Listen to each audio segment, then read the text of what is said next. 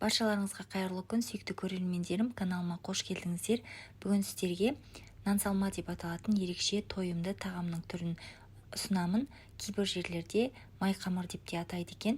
Алдымен қызып тұрған майға етімізді салып жақсылап қуырып аламыз. Етіміз жақсылап қызарып қуырылғаннан соң оның үстіне көкөністерімізді саламыз. Менде көкөністер пияз, болгар бұрышы, қызанақ және де сәбіз барлығын 4 бұрыш пішінде турап дайындап етіміздің үстіне саламыз. Оның үстіне дәмдеуіштер қосамыз. Дәмдеуіштер менде тұз, қара бұрыш және де паприка. Өзіңізге ұнаған дәмдеуіштерді қоссаңыздар болады.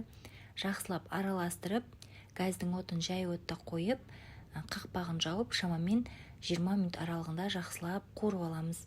Сол аралықта қамырын елеп дайындап аламыз. Қамырға шай қасықпен тұз салып, кәдімгі салқын суды құйып, орташа тығыздықтағы қамырды елейміз. Бешбармаққа, мантыға қамыр елеген сияқты орташа тығыздықтағы қамырды елесеңіздер жеткілікті. Осы видеодағыдай қаттылықта болуы қажет.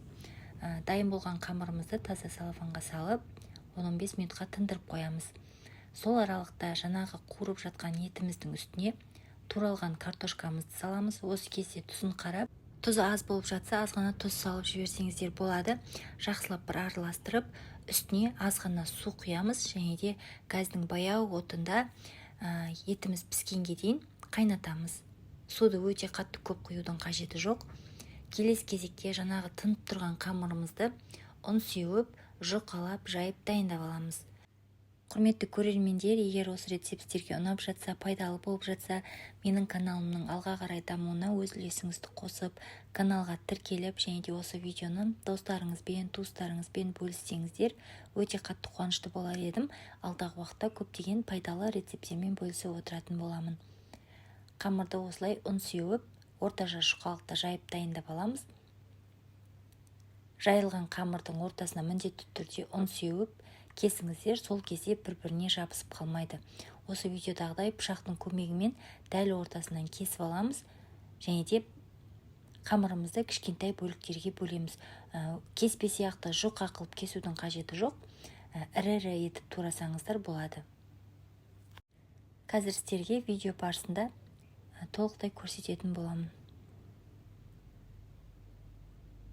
Осындай ағаш тоскының үстіне кессеңіздер, өте ыңғайлы кесіледі. Осылай үлкендеу етіп, яғни ірі-ірі етіп кесіп алыңыздар.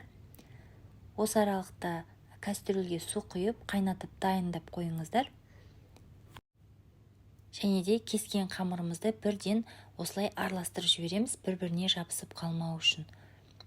Келесі кезекте қайнап тұрған суымызға осы кесілген қамырымызды саламыз және де жарты ас қасықтай етіп, тұз салып жақсылап араластырып, шамамен 7-8 минут аралығында қайнатып пісіріп аламыз. Піскен қамырымызды осы видеодағыдай сүзіп аламыз және де жаңағы дайындап қойған подливамызды осы қамырдың үстіне саламыз.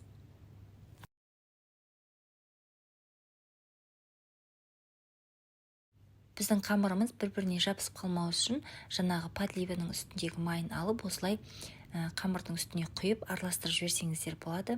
Қамыр бір-біріне жабыспай әдемі болып тұрады. Ортасына подливамызды салып, қонақтарыңызға ұсына берсеңіздер болады.